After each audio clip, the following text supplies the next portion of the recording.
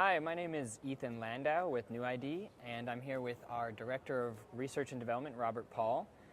We are at the RSA conference in San Francisco, and I want to talk with Robert today a little bit about data breaches, how they happen, who's behind them, and what's really going on behind the scenes.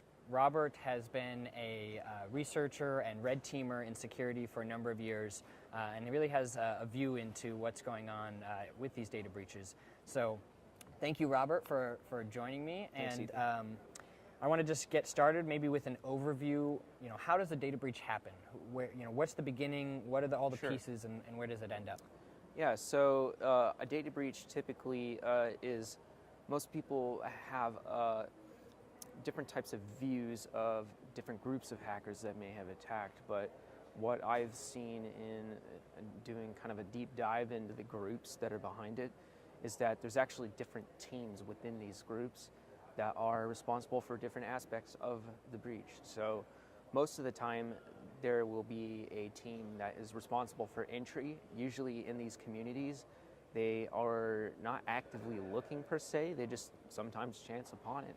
And they aren't usually the team that's going in and siphoning all the data out, dropping rootkits. It's another group of people who do that. So there's the scouts. Yeah, and then they scouts. hand it off. Mm-hmm. Yeah, that's exactly right. They will hand off their access over, and these groups usually aren't on the dark web or anything. They're sitting on Discord, they're sitting on Telegram, and they'll just post onto these groups in these communities, hey, I have access to some Fortune 500 company. Is anybody interested in this? I don't know what to do with this.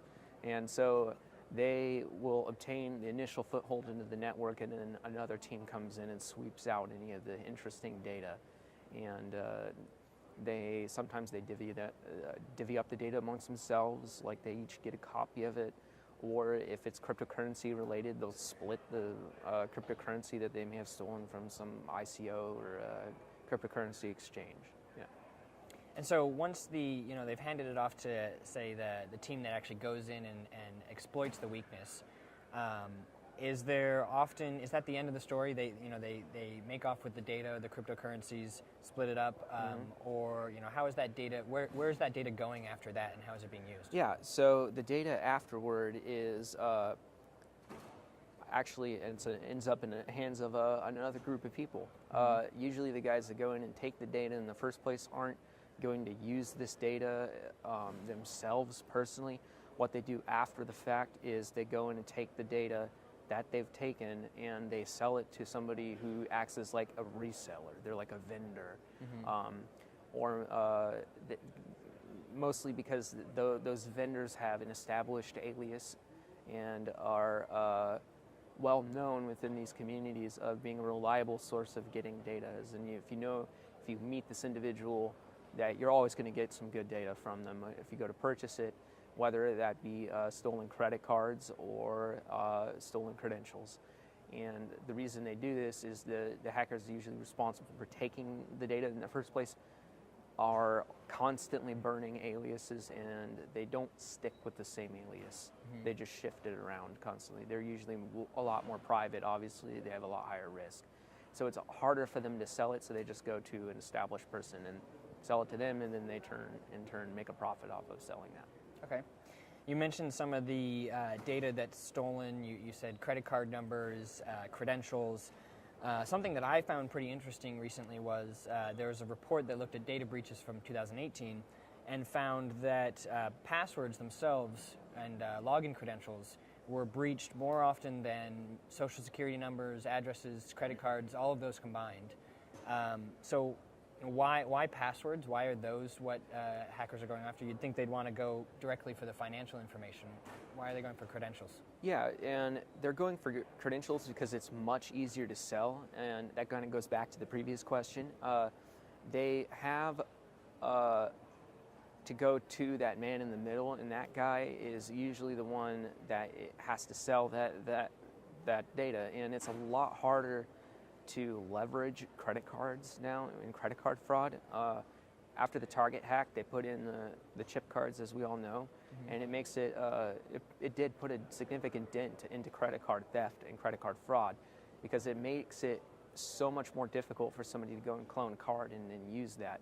If the retailer requires a chip, then it's going to be much more difficult to perform that type of credit card theft. So really, it's only limited to like online e-commerce stores that they can go and use stolen credit card information, and they've caught on as well. And you need to be fairly technical now to be able to buy things on an online retailer, and it's also a lot more risky because you're getting something shipped somewhere, and you have to have somebody go pick it up. So then, what's the life cycle of a stolen credential? If password or if credit card numbers are too difficult to manage, and they're going after the passwords instead, what are the hackers doing with these passwords afterwards? They're obviously a lot of the times hashed. How do they end up actually using them and making money off of them? Yeah. So how they're going about breaking the hashes is that you have to think about the bigger picture. Just because the site that initially leaked these hashes is properly has done it properly and is salting it with a strong algorithm such as bcrypt maybe, doesn't mean that every site does that. So if I'm user1@gmail.com and I signed up to 2 different sites, one properly hashed and salted their passwords and that gets leaked, and then site number 2, and I can't break that site that was leaked, and site number 2 leaks their plain text. Well, hackers, what they're doing is they're taking that plain text and running against previous breaches. Every time there's a plain text breach, they can go retroactively go back and go and break that those hash passwords. Right, they look for similar passwords. They're looking for password reuse is what they're looking for, and this is why passwords are a lot more valuable, especially plain text passwords, is because it enables hackers to go back and find additional passwords that they didn't have before and that someone thought was secure. Right. And that gets them access to their accounts, which is oftentimes a lot more valuable than just the banking details. Okay. And obviously a lot of people are looking at the problem of stolen passwords and talking about multi-factor authentication. That, if somebody gets the password and is able to use that in authentication, that at least the second factor is going to stop them. And is that taking the same kind of chunk as we were talking about with credit cards, that, stolen passwords won't be useful anymore because of multi-factor, or? In what I've seen, no. Depending on the type of multi-factor. SMS-based 2-factor authentication has been considered weak now. SIM swapping attacks have been on the rise. California created the React task force to be able to handle these type of attacks and to help cope with it better. Law enforcement agencies are actually struggling really badly to meet the threat of SIM swapping.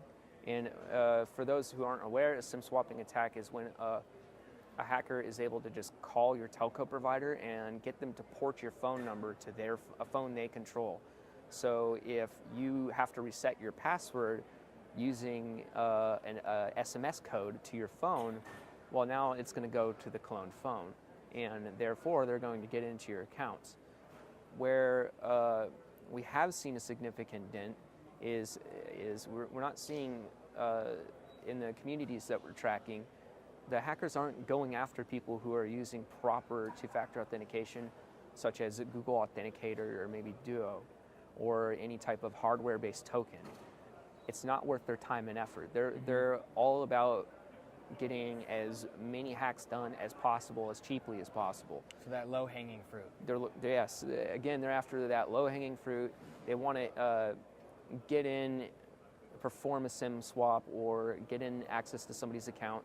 They're looking for cryptocurrency. They're looking for banking details, such as voided checks and whatnot in your email address. Some people send that stuff to themselves, or maybe they put it in their cloud accounts and they reset passwords to that. So they're looking for any type of financial information that they can use, and it has to be related in some way, and unfortunately to cryptocurrency,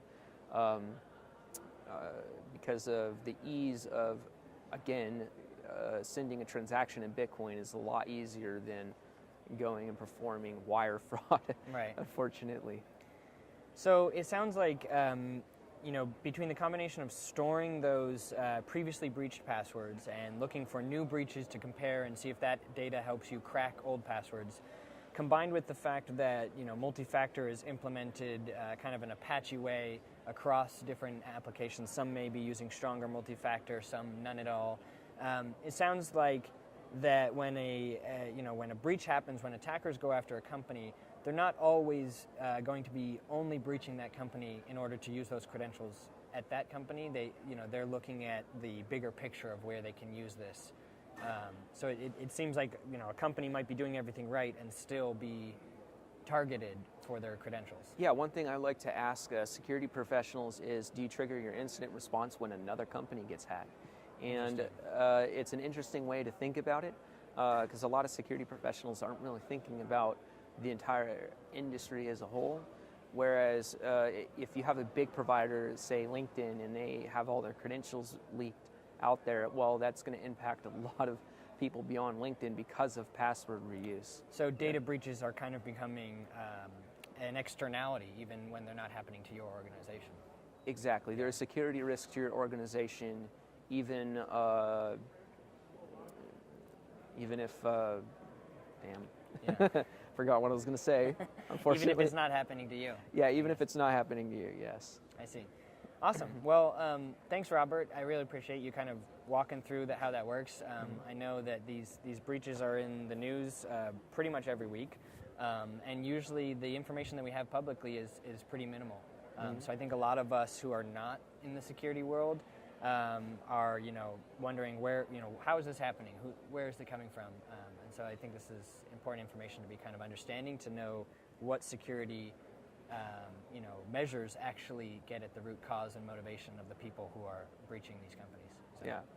Thank All you. right. Thank you.